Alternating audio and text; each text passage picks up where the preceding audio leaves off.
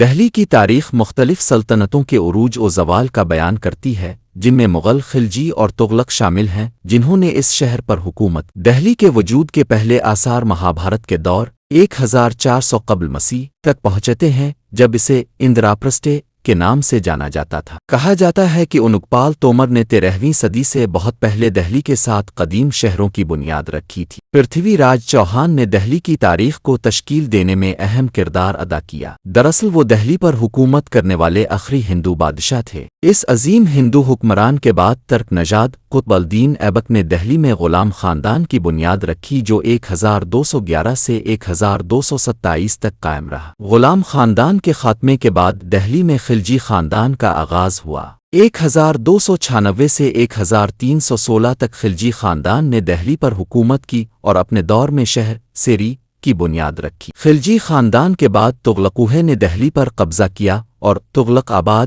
کے نام سے تیسرا شہر آباد کیا۔ یہ مانا جاتا ہے کہ مغل سلطنت نے دہلی کی ہمہ جہت سماجی و معاشی ترقی پر گہرا اثر ڈالا۔ مجموعی طور پر دہلی کی منفرد تاریخ نے قدیم ہندوستان کے سیاسی، سماجی، ثقافتی، معاشی اور تعمیراتی منظرنامے کو تشکیل دینے میں مدد دی۔ پرتھوی راج چوہان دہلی کے آخری ہندو بادشاہ تھے، جنہوں نے ایک طویل عرصے تک قدیم دہلی پر حکومت کی۔ 1192 کی دوسری طرائیں کی جنگ میں وہ اپنی سلطنت غلام حکمرانوں کے ہاتھوں کھو بیٹھے۔ چوہان خاندان نے 1155 میں تومر سلطنت سے دہلی پر قبضہ کیا تھا۔ اپنی حکومت کے دوران پرتھوی راج چوہان نے تومروں کے تعمیر کردہ لال کوٹ کا نام بدل کر قلعہ رائے پتھورا رکھا۔ پرتھوی راج چوہان کی حکمرانی 1192 تک جاری رہی۔ طرائیں کی جنگ نے دہلی میں پرتھوی راج چوہان کے دور حکومت کا خاتمہ کر دیا۔ محمد غوری نے انہیں دوسری اور آخری طرائیں کی جنگ میں قید کر کے سزائے موت دی۔ اس طرح دہلی میں پرتھوی راج چوہان کی بہادرانہ حکمرانی کا اختتام ہوا۔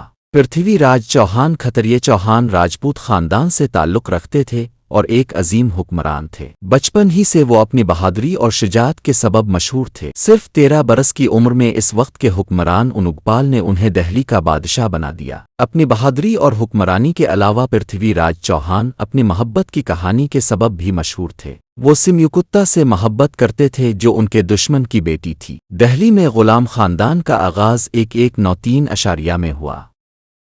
سلطان محمد غوری کے ترک غلام قطب الدین ایبک اس خاندان کے بانی تھے۔ انہوں نے 1175 میں ہندوستان پر حملہ کیا اور بعد میں دہلی میں غلام خاندان کی بنیاد رکھی۔ 1206 میں محمد غوری کے قتل کے بعد قطب الدین ایبک دہلی سلطنت کا واحد حکمران بنا۔ تاہم قطب الدین ایبک کی حکومت زیادہ دیر نہ چل سکی اور 1211 میں وہ پولو کھیلتے ہوئے حادثے میں جاں بحق ہو گئے۔ ان کے داماد شمس الدین التمش نے دہلی کے تخت پر قبضہ کیا اور غلام خاندان کا قانونی حکمران بنا۔ التمش نے 1211 سے 1236 تک دہلی پر حکومت کی اور جتل اور ٹنکا سکے رائج کیے۔ مرنے سے قبل التمش نے اپنی بیٹی رضیہ کو جانشین مقرر کیا۔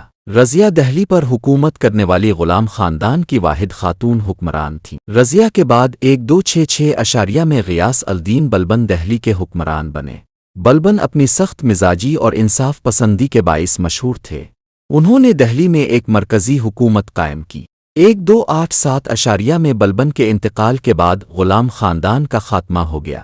خلجی خاندان نے دہلی میں اپنی حکمرانی 1290 میں غلام خاندان کے آخری حکمران بلبن کی موت کے بعد شروع کی۔ جلال الدین خلجی خاندان کے پہلے بادشاہ تھے، جنہوں نے 1290 میں دہلی کو اپنا مرکز بنایا۔ تاہم 1296 میں جلال الدین خلجی کو ایک سازش کے تحت ان کے بھتیجے علاؤ الدین خلجی نے قتل کر دیا۔ 1296 سے 1316 تک علاؤ الدین خلجی نے دہلی سلطنت پر غلبہ قائم رکھا اور کئی جرأت مندانہ کارنامے سر انجام دیے۔ دہلی کا سلطان بننے کے فوراً بعد علاؤ الدین خلجی نے 1297 میں گجرات کے مختلف حصوں پر قبضہ کیا۔ 1301 میں راجپوت حامیار کا قتل علاؤ الدین خلجی کے حکم پر ہوا۔ اسی سال رام تھمبور بھی فتح کر لیا گیا۔ سید خاندان نے تقریباً 37 برس تک ہندوستان پر حکومت کی۔ اس خاندان کے بانی خضر خان تھے۔ ان کے بعد مبارک شاہ، محمد شاہ اور عالم شاہ جیسے حکمران آئے۔ خضر خان نے تیمور کی مدد کی، جو منگول سلطنت کو دوبارہ عروج پر لانے کے لیے ہندوستان پر حملہ آور ہوا۔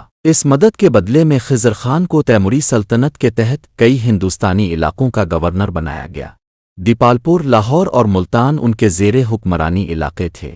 تاہم خضر خان کی خواہشات زیادہ تھیں، وہ دہلی پر تیمور کی سرپرستی میں حکمرانی کے خواہاں تھے۔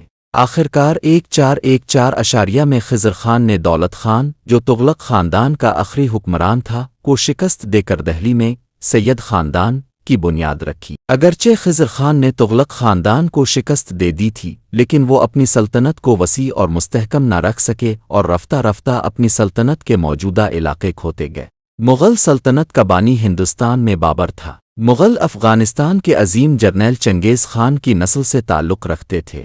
مغل خاندان کو عہد وسطیٰ کی تاریخ میں شمار کیا جاتا ہے اور یہ دہلی کی تاریخ کا ایک اہم حصہ ہے۔ یہ سلطنت بابر نے 1526 میں دولت خان لودھی کی درخواست پر ہندوستان پر حملہ کر کے قائم کی۔ پانی پت کی پہلی جنگ میں بابر نے ابراہیم لودھی کو شکست دی اور اس کی آمرانہ حکومت کا خاتمہ کیا۔ بابر نے مغل سلطنت کی بنیاد رکھی اور 1530 تک حکومت کی۔ اس کے بعد تخت اس کے بیٹے ہمایوں کے حصے میں آیا، جس نے کئی نمایاں خصوصیات کے ساتھ سلطنت کو آگے بڑھایا۔